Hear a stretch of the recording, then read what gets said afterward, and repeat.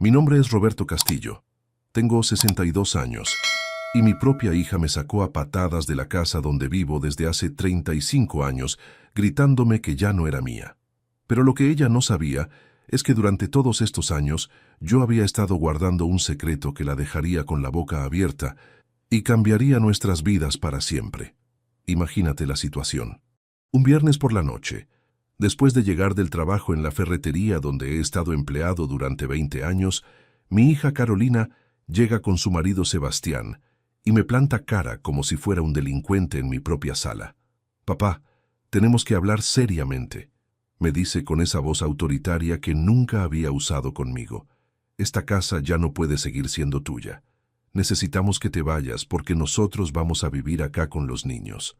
Así nomás, como quien dice que va a cambiar de canal en la televisión, sin avisar, sin consultar, sin nada, como si mis 35 años viviendo entre estas paredes no significaran nada, como si cada mejora que hice, cada peso que invertí, cada gota de sudor que derramé arreglando goteras y pintando paredes fuera invisible para ella. «Papá, entiende la situación», continúa diciéndome mientras su marido asiente detrás de ella como un perro fiel. «El alquiler del departamento donde vivimos se nos hace imposible de pagar y los chicos necesitan más espacio. Vos ya estás grande, podés irte a vivir con la tía Marta al campo, ahí vas a estar más tranquilo y nosotros vamos a poder criar bien a nuestros hijos. Más tranquilo, como si estar tranquilo fuera lo único que importa a los 62 años. Como si no tuviera derecho a seguir viviendo en el lugar que elegí, donde construí mi vida, donde están todos mis recuerdos con su madre que murió hace 8 años. Pero acá viene la parte que Carolina jamás se imaginó. Durante todos estos años, mientras ella creía que su viejo era apenas un empleado de ferretería que vivía al día, yo había estado tomando decisiones muy inteligentes con mi dinero, decisiones que ella estaba a punto de descubrir de la manera más dolorosa posible. Esa noche, mientras hacía las maletas como me habían ordenado hacer mis propios hijos, tomé la resolución más importante de mi vida. No iba a permitir que me trataran como un mueble viejo que se puede mover de un lado al otro. No iba a aceptar que decidieran por mí sin consultarme. Y sobre todo, no iba a dejar que se aprovecharan de mi casa sin saber las consecuencias que eso tendría. Al día siguiente, cuando Carolina vino a buscarme para llevarme al campo, yo ya había hecho varias llamadas muy importantes. Llamadas que iban a cambiar todo el panorama de esta historia. Porque una cosa es que te falten el respeto por desesperación económica y otra muy distinta es que lo hagan creyendo que no tienes opciones para defenderte. Escucha bien esta historia hasta el final y después me cuentas qué habrías hecho vos en mi lugar. También me gustaría saber desde qué país me estás escuchando, porque esta historia que voy a contarte puede pasar en cualquier lugar del mundo donde los hijos se olviden de quiénes son sus padres. Para que entiendas cómo llegué hasta esta situación tan dolorosa, tengo que contarte un poco sobre mi vida, porque yo no siempre fui este hombre de 62 años al que su hija quería mandar al exilio como si fuera un criminal. Llegué a esta ciudad hace 40 años, recién casado con mi Graciela, que en paz descanse. Veníamos de un pueblo pequeño donde no había oportunidades de trabajo y con la ilusión de progresar. Conseguí empleo en una fábrica textil y Graciela trabajaba cosiendo ropa en casa para algunas tiendas del centro. Los primeros años fueron muy duros. Vivíamos en una pieza alquilada que era tan pequeña que cuando uno se daba vuelta en la cama, despertaba al otro. Pero teníamos sueños grandes y mucha voluntad de trabajo. Cada peso que ganábamos lo cuidábamos como si fuera oro. Cuando nació Carolina, ya habíamos logrado mudarnos a un departamento de 2 ambientes. Era un lugar humilde, pero limpio y con mucha luz. Recuerdo que Graciela pasaba horas decorando ese departamento con flores que conseguía gratis en el mercado y cortinas que ella misma cosía con retazos de tela. Carolina era una bebé muy tranquila, pero también muy observadora. Desde chiquita notaba todo, preguntaba todo, quería saber cómo funcionaba cada cosa. Graciela decía que nuestra hija iba a ser muy inteligente, que iba a estudiar y que iba a tener una vida mejor que la nuestra. Cuando Carolina tenía 5 años, Sucedió algo que cambió nuestras vidas para siempre. La fábrica donde yo trabajaba cerró de un día para el otro, sin avisar, sin indemnización, sin nada. Llegué un lunes por la mañana y había un cartel que decía que la empresa había quebrado. Me quedé parado en la vereda sin poder creer lo que estaba viendo. Esa noche le conté a Graciela lo que había pasado. En lugar de ponerse a llorar o a reclamar, ella me dijo algo que nunca voy a olvidar. Roberto, esto que parece una desgracia va a ser una oportunidad. Vamos a abrir nuestro propio negocio, vamos a poner una ferretería. ¿Una ferretería? ¿Con qué plata?, le pregunté. Graciela me mostró una lata de café que tenía escondida en el ropero.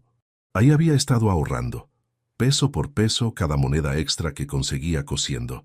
Había casi suficiente dinero para alquilar un local pequeño y comprar algunas herramientas básicas para empezar. Encontramos un localito en una esquina de un barrio que estaba creciendo mucho. Era barato porque estaba medio abandonado, pero Graciela vio lo que yo no podía ver. Este barrio va a crecer, Roberto. Van a construir muchas casas acá, y toda esa gente va a necesitar clavos, tornillos, pintura, herramientas. Vamos a estar esperándolos. Pasamos 3 meses arreglando el local. Yo trabajaba ahí durante el día, y Graciela venía después de dejar a Carolina en el jardín de infantes. Entre los dos pintamos las paredes, arreglamos la instalación eléctrica, hicimos estantes con maderas que conseguíamos de obras en construcción. Ferretería San Martín, así la llamamos, porque estaba en la esquina de la calle San Martín. Al principio vendíamos muy poco. Algunos vecinos venían a comprar clavos o destornilladores, pero no era suficiente para vivir. Durante los primeros 6 meses, Graciela siguió cosiendo para ayudar con los gastos de la casa.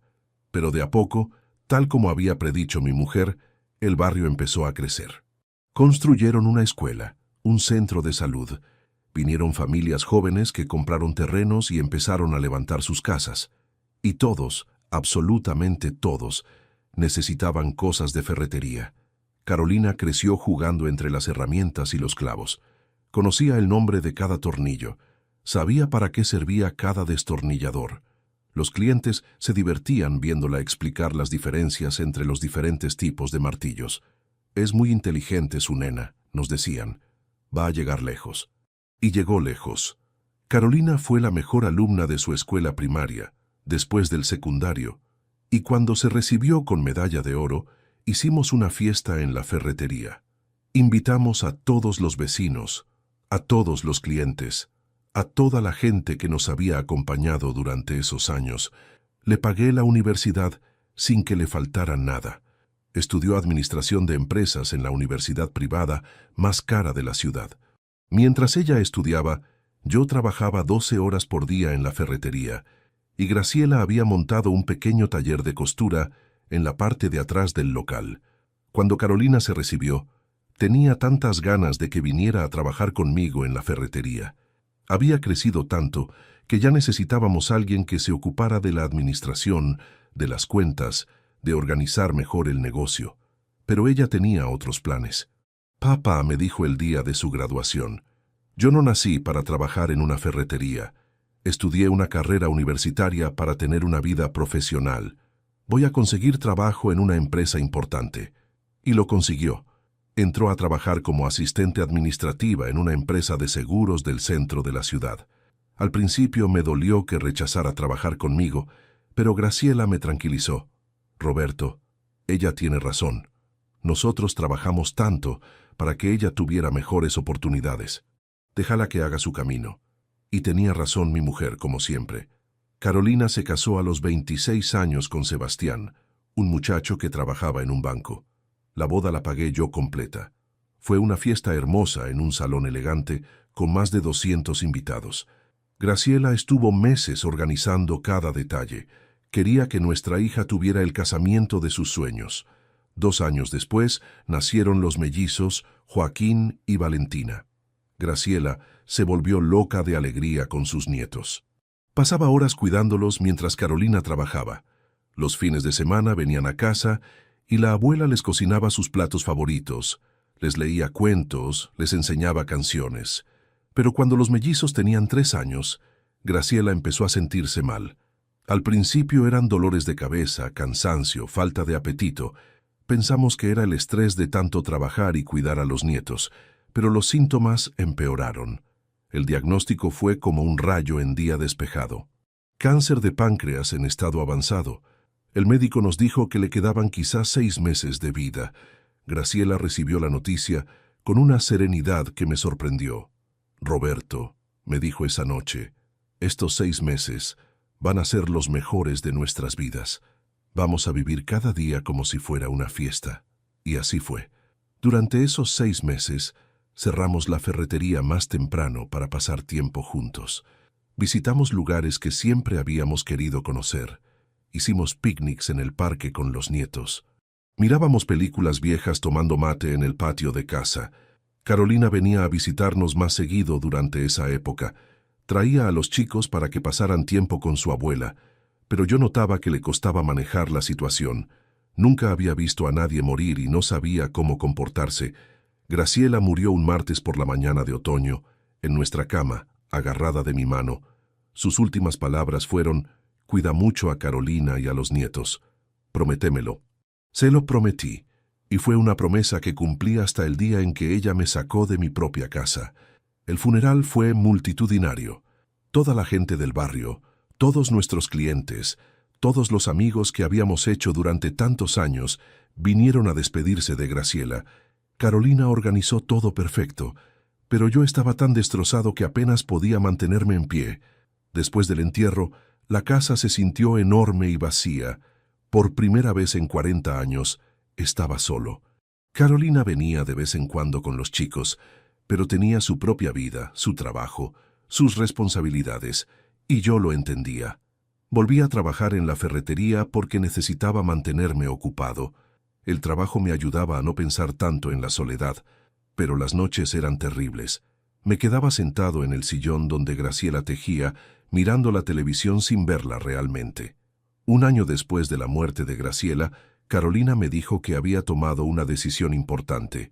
Papá, Sebastián y yo queremos tener otro hijo. Los mellizos ya están grandes y pensamos que sería lindo que tuvieran un hermanito. Me pareció una idea maravillosa. Graciela habría estado feliz de saber que iba a tener otro nieto, pero el embarazo no llegaba. Pasaron meses, después 1 año, después 2 años. Carolina se puso muy ansiosa con el tema. Consultaron médicos, hicieron tratamientos, pero nada funcionaba. La vi sufrir mucho durante esa época. Mientras tanto, yo seguía trabajando en la ferretería y viviendo solo en la casa. Había desarrollado una rutina muy fija. Me levantaba a las 6 de la mañana, desayunaba escuchando las noticias, abría la ferretería a las 8, trabajaba hasta las 6 de la tarde, cenaba algo simple y me acostaba temprano. Los fines de semana eran los más difíciles. Carolina venía a visitarme los domingos con los chicos, pero las visitas se fueron haciendo cada vez más cortas. Llegaban después del almuerzo. Tomábamos mate. Los chicos jugaban un rato en el patio y a las 5 ya se estaban yendo. Yo trataba de no quejarme. Entendía que tenían sus cosas que hacer, sus compromisos sociales, sus actividades. Pero a veces me quedaba parado en la ventana viéndolos irse y me preguntaba si Graciela se sentiría orgullosa de la familia que habíamos criado. Hace 2 años, Carolina finalmente quedó embarazada. Fue una alegría enorme para todos. Los mellizos, que ya tenían 12 años, estaban emocionados con la idea de tener un hermanito o hermanita. Yo me sentí rejuvenecer. Iba a tener otro nieto para mimar. Durante el embarazo, Carolina estuvo más cariñosa conmigo. Venía seguido a contarme cómo se sentía, qué decía el médico, cómo reaccionaban los mellizos. Yo le compraba cosas para el bebé, le llevaba comida casera porque el médico le había dicho que tenía que comer bien. Nació Matías un día de primavera. Un bebé hermoso, sanísimo, que lloraba fuerte y tenía los ojos de su abuela Graciela. Cuando lo tuve en brazos por primera vez en el hospital, se me llenaron los ojos de lágrimas. Graciela estaría tan feliz, pensé. Pero con la llegada de Matías, todo empezó a cambiar. Carolina dejó de trabajar para cuidar al bebé y Sebastián se quedó como el único que aportaba dinero en la casa. Con 3 hijos, el departamento que alquilaban se les había quedado chico y los gastos habían aumentado muchísimo. Empezaron las quejas sobre el dinero. Cada vez que venían a visitarme, la conversación terminaba en lo caro que estaba todo, lo difícil que era llegar a fin de mes, lo imposible que se había vuelto pagar el alquiler con un solo sueldo. Yo trataba de ayudar. Les compraba cosas para los chicos, les llevaba comida, les pagaba algunos gastos sin que me lo pidieran. Pero Carolina empezó a hacer comentarios que me dolían. Papá, qué suerte que tenés de vivir solo en una casa tan grande. Nosotros apretados en un departamento de 2 ambientes, con 3 chicos. Al principio pensé que eran comentarios hechos de pura frustración. Todos decimos cosas cuando estamos estresados, pero los comentarios se fueron haciendo más frecuentes y más directos. Papá, esta casa es demasiado grande para vos solo. Papá, vos no necesitas tanto espacio. Papá, nosotros sí necesitaríamos una casa así. Un día, hace 6 meses, Carolina vino sola a visitarme, sin los chicos, sin Sebastián. Se sentó en la cocina conmigo y me hizo una propuesta que me dejó helado. Papá, tengo una idea que nos puede convenir a todos. ¿Por qué no vendes esta casa y te compras un departamento más chico? Con la diferencia de plata que te quede, podés vivir tranquilo y nosotros podríamos comprar una casa para la familia.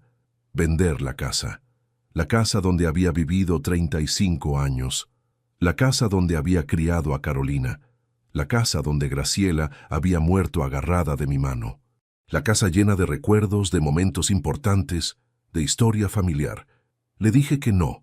Le expliqué que esa casa era mi hogar, que ahí estaban todos mis recuerdos con su madre, que no me podía imaginar viviendo en otro lugar. Pero Carolina no se conformó con mi respuesta. Empezó a venir más seguido, siempre con el mismo tema. Papá, pénsalo bien. Vos solo no podés mantener una casa tan grande. Papá, ¿qué vas a hacer cuando seas más viejo? Papá, nosotros te podríamos ayudar a mudarte a un lugar más cómodo para vos, siempre presentándolo como si fuera por mi propio bien. Hace 3 meses, las visitas se volvieron más insistentes. Carolina venía con Sebastián y entre los dos trataban de convencerme. Habían visto un departamento de un ambiente muy lindo cerca del centro.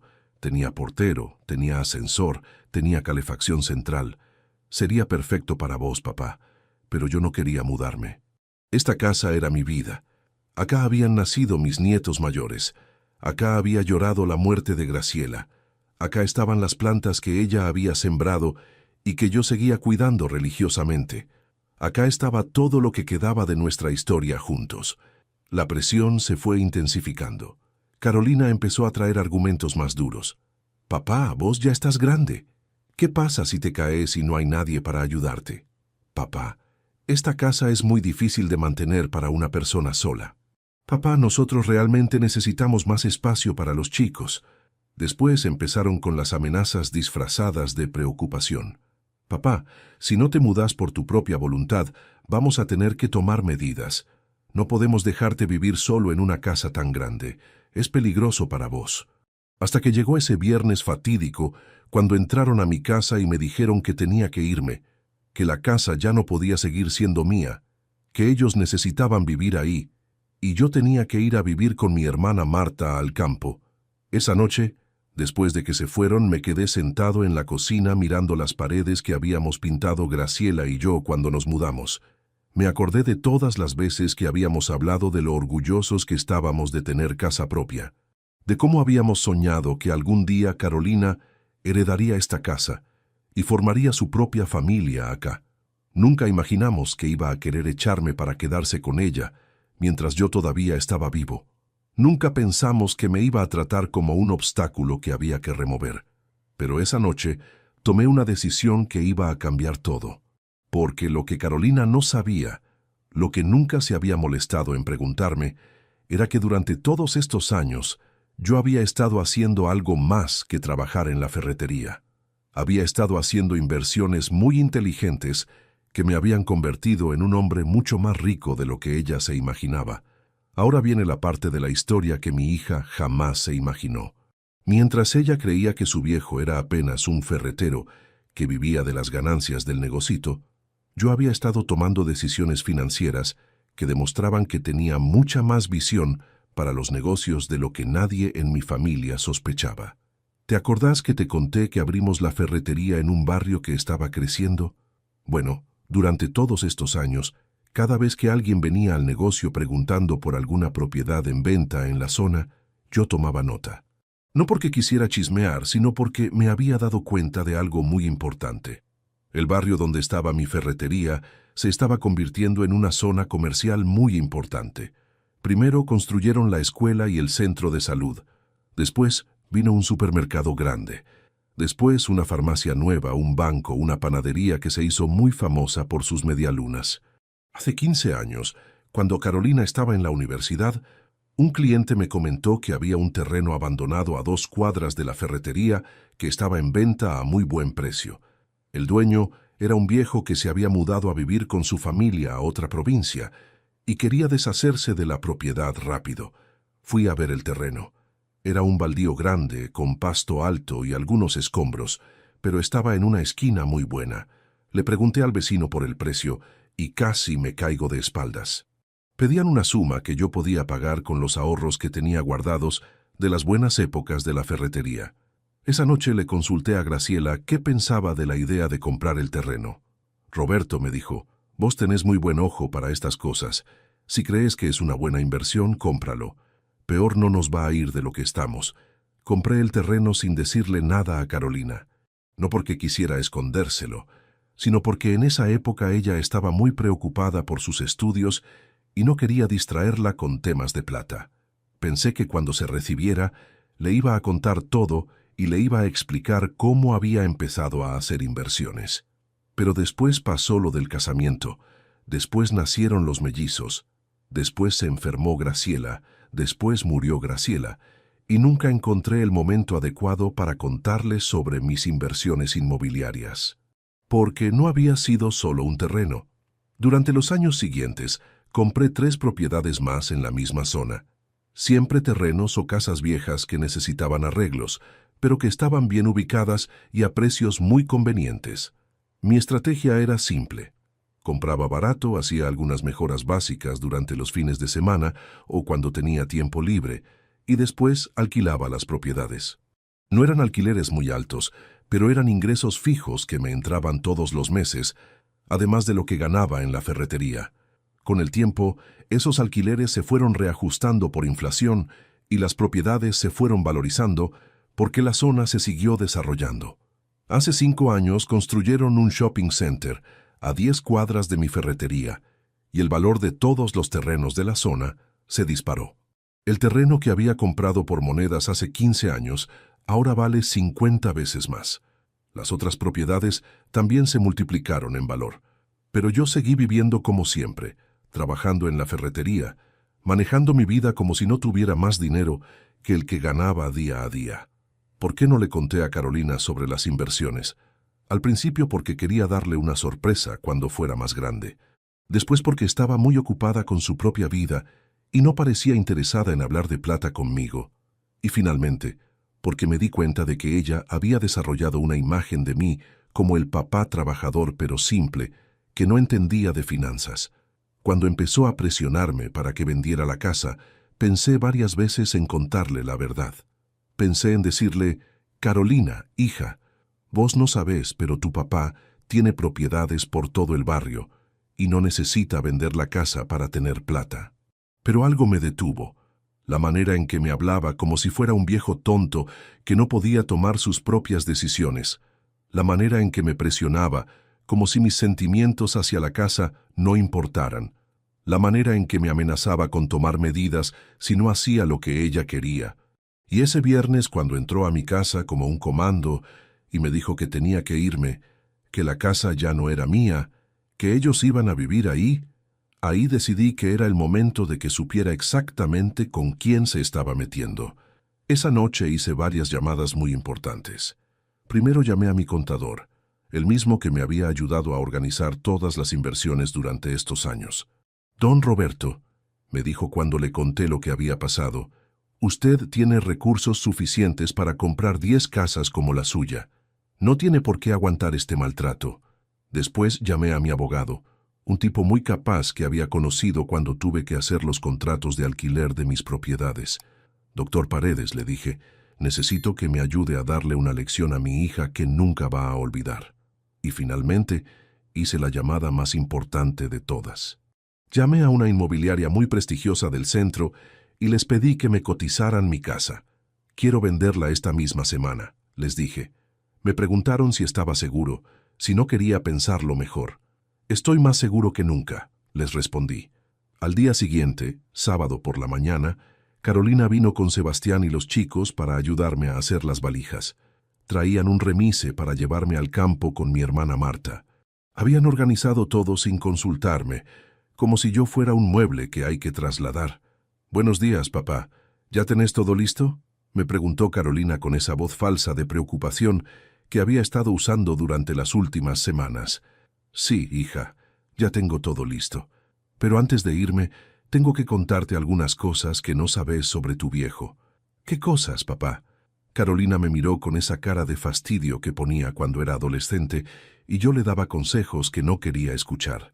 Sebastián estaba acomodando mis cosas en el auto, como si yo ya me hubiera ido. «Bueno, para empezar, tenés razón en una cosa. Esta casa ya no va a ser mía. La vendí ayer». Carolina se quedó con la boca abierta. «¿Cómo que la vendiste? ¿A quién? ¿Cuándo? ¿Por qué no nos dijiste nada?» «Porque vos me dijiste que ya no era mía, hija. Entonces decidí que tenías razón y la puse en venta. Ya está vendida. El lunes firmo la escritura y me dan toda la plata». Carolina y Sebastián se miraron como si hubieran visto un fantasma. «Pero papá, nosotros pensábamos vivir acá. ¿Dónde vamos a ir ahora?» «Ah, no sé, hija. Eso es problema tuyo. Vos me dijiste que tenía que irme porque la casa ya no era mía. Yo te hice caso. Ahora la casa es de otra persona que la compró y pagó por ella». «¿Y vos a dónde vas a ir a vivir?», me preguntó Sebastián, que hasta ese momento había estado callado. «Bueno, con la plata de la venta de la casa me voy a comprar una casa nueva. Una casa más linda, en un barrio mejor donde pueda vivir tranquilo sin que nadie me diga qué tengo que hacer». Carolina se puso pálida. «Papá, pero nosotros somos tu familia. No podés tomar decisiones tan importantes sin consultarnos». «Ah, ¿ahora somos familia? Porque ayer cuando me dijiste que tenía que irme de mi propia casa, no me trataste como familia. Me trataste como a un inquilino que no paga el alquiler. Pero papá, vos sabés que lo hicimos pensando en vos también. Esta casa es muy grande para una persona sola». «Sí, Carolina, puede ser que sea muy grande para una persona sola. Por eso la vendí. Y con la plata que me dieron, me compré una casa más chica pero más moderna, en un barrio donde hay gente de mi edad con quien puedo hacer amistad». «¿Cuánta plata te dieron por la casa?», preguntó Sebastián con esa cara de avaricia que ponen las personas cuando huelen dinero. «Ah, una buena suma. Suficiente para comprarme la casa nueva y que me sobre para vivir cómodamente el resto de mi vida». Pero acá viene la mejor parte de toda esta historia. Lo que realmente los dejó con la boca abierta. «Hija, vos creías que tu papá era un pobre viejo que solo sabía vender clavos y tornillos, ¿no?». Carolina asintió sin saber a dónde iba la conversación.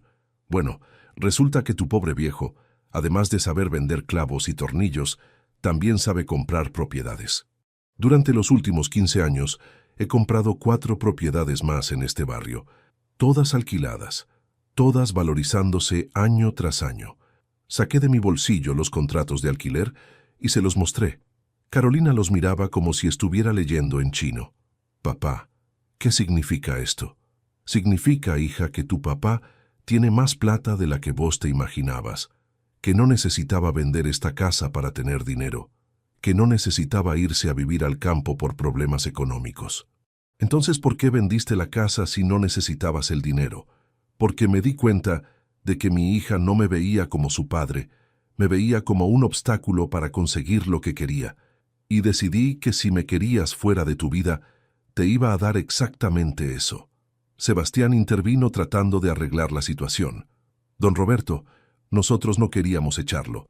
Solo pensábamos que sería mejor para todos si usted vivía en un lugar más cómodo». «¿Más cómodo para quién, Sebastián? ¿Para mí o para ustedes?». Carolina empezó a llorar. «Papá, yo nunca quise lastimarte. Solo estamos pasando por una situación económica muy difícil y pensé que podíamos ayudarnos mutuamente». «Ayudarnos mutuamente». Qué interesante manera de llamar a echarme de mi casa. Pero la conversación se interrumpió porque sonó el timbre. Era el tasador de la inmobiliaria que venía a hacer la evaluación final de los muebles que también iba a vender. «Buenos días, don Roberto. ¿Que estos son los muebles de los que hablamos ayer?»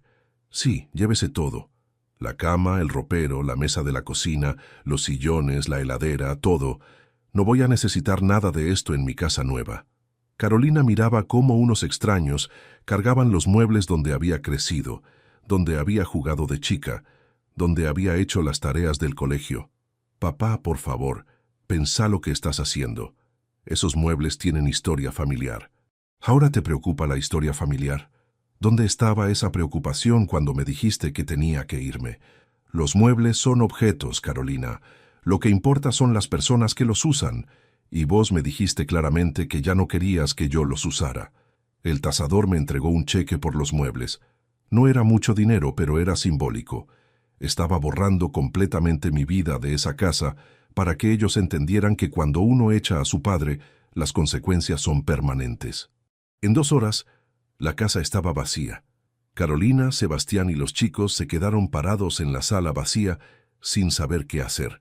Los mellizos preguntaban por qué el abuelo se llevaba todo, por qué la casa estaba vacía, por qué mamá estaba llorando. «Bueno, me voy», les dije mientras subía mi valija al remise que había llamado para que me llevara a mi casa nueva. Carolina corrió detrás de mí. «Papá, no te podés ir así. Tenemos que hablar. Tenemos que solucionar esto como familia». «Como familia, Carolina. Vos fuiste la que decidió que no éramos familia cuando me echaste de casa. Ahora yo tomo mis decisiones como individuo, no como parte de una familia que no me respeta». El remise arrancó y los dejé ahí parados en la vereda de la casa vacía que habían querido tanto quitarme. Durante el viaje a mi casa nueva pensé en Graciela. ¿Qué habría hecho ella en esta situación? ¿Habría perdonado a Carolina inmediatamente? ¿Habría tratado de arreglar las cosas por el bien de los nietos? Pero después me acordé de algo que Graciela me había dicho muchas veces. «Roberto, el amor no puede existir sin respeto. Si alguien no te respeta, no te ama realmente». Mi casa nueva era un chalet pequeño, pero muy cómodo en un barrio tranquilo, cerca del centro pero lejos del ruido. Tenía un jardín con plantas que la dueña anterior había cuidado con mucho amor. Tenía 2 dormitorios, uno para mí y otro para visitas, un living comedor con mucha luz y una cocina moderna. Lo más lindo de todo era que tenía una galería cerrada donde podía tomar mate mirando el jardín. Me recordaba a la galería, donde Graciela y yo pasábamos las tardes cuando éramos jóvenes, planificando nuestros sueños y organizando nuestro futuro. Durante las primeras semanas en la casa nueva, Carolina me llamó todos los días. «Papá, tenemos que hablar. Papá, esto no puede quedar así. Papá, los chicos te extrañan». Pero yo no le contestaba el teléfono. Necesitaba tiempo para procesar todo lo que había pasado. Un mes después de mudarme, Carolina apareció en mi casa nueva. Había averiguado la dirección no sé cómo. Tocó el timbre un domingo por la tarde y cuando abrí la puerta se puso a llorar. «Papá, perdóname. Me equivoqué. No tendría que haberte hablado como te hablé». La hice pasar y nos sentamos en la galería. Carolina miraba la casa con cara de sorpresa. «Papá, esta casa es hermosa. Es mucho más linda que la otra». «Sí, Carolina, es linda. Y es mía, comprada con mi plata, sin que nadie me dijera qué tenía que hacer con ella. Papá, yo no sabía que tenías tantas propiedades. ¿Por qué nunca me lo dijiste? ¿Por qué nunca me preguntaste, hija? Durante todos estos años, vos asumiste que tu papá era un pobre viejo que no entendía nada de finanzas. Nunca te interesó saber cómo manejaba mi dinero o qué planes tenía para el futuro. Pero yo siempre pensé que me ibas a contar si tenías algo importante que decirme. Como vos me contaste que querías echarme de casa antes de tomar la decisión, como me consultaste si estaba de acuerdo con mudarme al campo antes de organizarme el viaje». Carolina se quedó callada porque sabía que yo tenía razón. Después me contó lo que había pasado después de que yo me fui. Habían tenido que pedirle prestada plata a los padres de Sebastián para pagar el alquiler del departamento. Habían tenido que vender algunas cosas para llegar a fin de mes. Pero lo peor, me dijo, era explicarles a los chicos por qué el abuelo se había ido, por qué había vendido todo, por qué no contestaba el teléfono. Los mellizos preguntaban todo el tiempo cuándo iban a ver al abuelo. Matías, aunque era muy chiquito, lloraba cuando pasaban por el barrio donde había estado la casa. «Papá, ¿hay alguna manera de arreglar esto?», Carolina me preguntó con una voz que no le había escuchado desde que era chica. «Depende de qué entiendas por arreglar», le respondí. «Si arreglar significa que yo haga de cuenta que nada pasó y vuelva a ser el papá que acepta cualquier cosa sin protestar, entonces no se puede arreglar. Pero si arreglar significa que construyamos una relación nueva basada en el respeto mutuo, donde vos me veas como una persona con derecho a tomar sus propias decisiones sobre su vida, entonces tal vez sí se puede arreglar algo». Carolina me prometió que había entendido la lección. Me juró que nunca más me iba a faltar el respeto, que nunca más iba a asumir que podía decidir por mí sin consultarme. Le dije que las promesas se demuestran con hechos, no con palabras.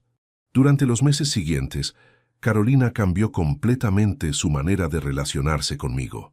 Me visitaba una vez por semana, pero siempre preguntándome antes si me convenía el día y la hora. Traía a los chicos, pero no se quedaba más tiempo del que yo estaba dispuesto a recibirlos. Cuando necesitaba algo, me lo pedía directamente en lugar de manipularme con indirectas. «Papá, ¿podrías prestarnos plata para arreglar el auto?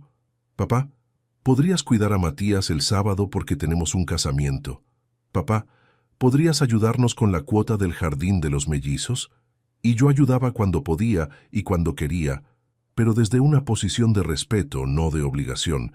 A veces decía que sí, a veces decía que no, y Carolina aceptaba mis decisiones sin discutir, sin hacer dramas, sin tratar de hacerme sentir culpable.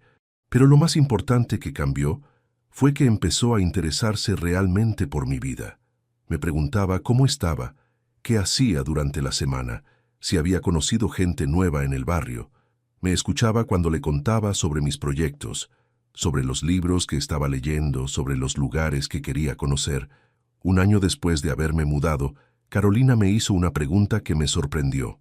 «Papá, ¿vos estás mejor ahora que cuando vivías en la casa vieja?». Le dije la verdad. «Sí, Carolina, estoy mejor. No solo porque tengo una casa más cómoda, sino porque ahora tengo una hija que me respeta. Durante este año aprendí muchas cosas sobre mí mismo. Aprendí que se puede empezar una nueva vida a los 62 años. Aprendí que el respeto no se hereda, se gana día a día. Aprendí que es mejor estar solo con dignidad que acompañado sin respeto. También aprendí a disfrutar de mi soledad. Después de tantos años cuidando de otros, trabajando para otros, preocupándome por otros, finalmente tenía tiempo para pensar en lo que yo quería hacer. Me anoté en un curso de jardinería en el centro de jubilados del barrio. Conocí a don Esteban, un exmaestro que había pasado por una situación similar con sus hijos. Los hijos creen que porque nos dieron la vida, nosotros les debemos el resto de nuestras vidas, me dijo don Esteban mientras plantábamos tomates en el jardín comunitario. Pero se olvidan de que nosotros también tenemos derecho a ser felices, a tomar nuestras decisiones, a vivir como queremos. Con don Esteban y otros compañeros del curso, organizamos un grupo de lectura. Nos juntamos una vez por semana a comentar libros, a tomar mate, a contar anécdotas de nuestras vidas. Por primera vez en años tenía amigos de mi edad con quienes compartir intereses y conversaciones. También empecé a viajar. Con la plata de las rentas de mis propiedades, me podía permitir algunos gustos que nunca había tenido. Fui a conocer las cataratas del Iguazú, algo que Graciela y yo habíamos planeado hacer cuando nos jubiláramos, pero que nunca pudimos concretar. Fui solo, pero no me sentí solo. En el hotel conocí a otros viajeros de mi edad. Compartimos excursiones, comidas, conversaciones sobre nuestras vidas. Me di cuenta de que hay mucha gente grande que está viviendo esta etapa con mucha energía y muchas ganas de disfrutar. Cuando volví del viaje, Carolina notó que estaba diferente. «Papá, te veo muy bien. Estás más contento que antes». Y tenía razón. Estaba más contento porque por primera vez en muchos años estaba viviendo para mí, no solo para otros. Hace 6 meses decidí hacer algo que había estado pensando durante mucho tiempo. Vendí la ferretería. Después de 20 años trabajando en el mismo lugar, Sentía que necesitaba un cambio que me diera más tiempo libre para hacer las cosas que realmente me gustaban. Con la plata de la venta de la ferretería, más las rentas de las propiedades, más los ahorros que tenía, ahora tengo suficiente dinero para vivir cómodamente sin trabajar. No soy millonario, pero tengo lo suficiente para no preocuparme por la plata el resto de mi vida. Carolina se preocupó cuando le conté que había vendido la ferretería. «Papá, ¿vas a estar bien sin trabajar? ¿No te vas a aburrir?». Le expliqué que trabajar no es solo tener un empleo. Ahora trabajo en mi jardín, trabajo en el grupo de lectura, trabajo como voluntario en el hospital enseñándoles carpintería a los chicos internados. Es un trabajo diferente, un trabajo que elijo hacer porque me gusta, no porque necesito la plata. Es un trabajo que me da satisfacciones que nunca encontré vendiendo clavos y tornillos. Los mellizos, que ahora tienen 14 años, empezaron a venir a visitarme solos los fines de semana. Les gusta ayudarme en el jardín, escuchar música conmigo, que les enseñe a usar herramientas. Joaquín me dijo hace poco que quiere estudiar arquitectura para diseñar casas. Valentina quiere ser veterinaria para cuidar animales. Me gusta escucharlos hablar de sus sueños, de sus planes para el futuro. Me recuerdan a Carolina cuando era chica y tenía tantos proyectos, tantas ganas de comerse el mundo. Espero que cuando ellos sean grandes, no cometan los mismos errores que cometió su madre. Matías, que ya tiene 3 años, me dice abuelo Robert y corre a abrazarme cada vez que me ve. No tiene recuerdos de cuando yo vivía en la casa vieja. Para él siempre he sido el abuelo que vive en la casa con el jardín lindo, donde puede jugar con los juguetes que le hago en mi pequeño taller. A veces Carolina me pregunta si la perdoné completamente por lo que me hizo. Le digo que el perdón no es algo que se da o se niega, es algo que se construye día a día con actitudes y comportamientos. Ella está construyendo mi perdón cada vez que me trata con respeto. También me pregunta si alguna vez voy a cambiar el testamento para incluirla en la herencia de las propiedades. Le digo que esas son decisiones que tomo según cómo evoluciona nuestra relación. El testamento no es un regalo por ser mi hija, es el reconocimiento de una relación sana entre padre e hija. Por ahora, mis propiedades están en un fideicomiso que beneficia a mis nietos cuando cumplan 25 años. Pero también hay una cláusula que dice que si Carolina demuestra, durante los próximos 5 años, que realmente cambió su manera de tratarme, entonces heredará una parte importante de mi patrimonio. No es venganza, es responsabilidad. Quiero asegurarme de que mi dinero vaya a personas que valoren el esfuerzo que me costó ganarlo y que no lo vean como algo que les corresponde automáticamente por ser familia. El otro día, don Esteban me dijo algo que me quedó dando vueltas en la cabeza. «Roberto, vos hiciste algo que muy pocos padres se animan a hacer. Le pusiste límites a tu hija cuando ya era adulta. La mayoría de los padres se quedan callados para no perder el cariño de los hijos, pero terminan perdiendo el respeto. Y tiene razón. Durante muchos años me callé cosas que me molestaban porque tenía miedo de que Carolina se enojara conmigo y dejara de visitarme.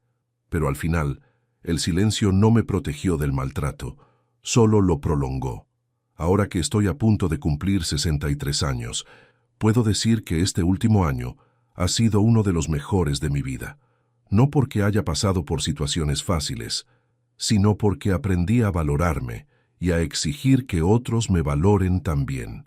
Aprendí que nunca es tarde para cambiar las reglas de una relación, aunque sea con los hijos propios. Aprendí que el amor verdadero incluye respeto y que sin respeto, lo que queda no es amor, sino costumbre o conveniencia.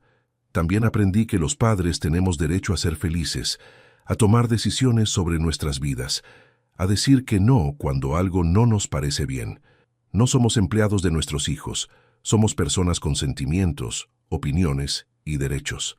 Si hay algo que me gustaría que quede claro de esta historia, es que no estoy recomendando que todos los padres rompan relaciones con sus hijos cuando hay problemas. Cada familia es diferente y cada situación requiere decisiones diferentes. Pero sí creo que todos los padres tenemos derecho a exigir respeto básico, derecho a que consulten nuestras opiniones antes de tomar decisiones que nos afectan. Derecho a vivir en nuestras casas sin que nos presionen para que nos vayamos. Derecho a ser tratados como personas, no como obstáculos. Lo que yo hice fue extremo, sí, pero era la única manera que encontré de hacerle entender a mi hija que sus actitudes tenían consecuencias. A veces, los hijos necesitan que los padres les demuestren que no pueden hacer cualquier cosa sin que pase nada. Carolina me dijo hace poco que esa experiencia le cambió la vida no solo en la relación conmigo, sino en todas sus relaciones. Aprendió a valorar más a Sebastián, a escuchar más a sus hijos, a no dar por sentado el cariño de las personas que la rodean. A veces las crisis más dolorosas son las que nos enseñan las lecciones más importantes. Yo perdí la casa donde había vivido 35 años, pero gané una hija que me respeta. Perdí la comodidad de la rutina conocida, pero gané la libertad de elegir cómo vivir. Y vos que me escuchaste hasta acá, que me acompañaste en esta historia, que no fue fácil de vivir ni de contar, quiero preguntarte algo. ¿Hay alguien en tu vida que te esté faltando el respeto porque sabe que vos no vas a hacer nada al respecto? ¿Hay alguien que esté tomando decisiones por vos sin consultarte porque asume que vas a aceptar todo sin protestar? Si la respuesta es sí, entonces mi historia tal vez te sirva para reflexionar sobre qué límites necesitas poner en tu propia vida. No digo que tengas que hacer exactamente lo mismo que hice yo, pero sí que pienses si no es momento de hacerte respetar. La vida es demasiado corta para pasarla siendo maltratado por las personas que supuestamente nos quieren, y nunca es demasiado tarde para cambiar las cosas, para exigir el respeto que merecemos, para tomar decisiones que nos hagan sentir mejor con nosotros mismos. Cuéntame qué pensás de esta historia. Cuéntame si vos también has tenido que poner límites difíciles con tu familia. Cuéntame, ¿desde qué país me estás escuchando? Porque me gustaría saber que esta experiencia que viví sirve para ayudar a otras personas en situaciones similares. Al final, lo más importante no es cuánta plata tengamos en el banco o cuántas propiedades tengamos a nuestro nombre. Lo más importante es cuánto respeto tenemos hacia nosotros mismos y cuánto respeto exigimos de los demás. Porque sin respeto, ninguna relación vale la pena, ni siquiera las familiares.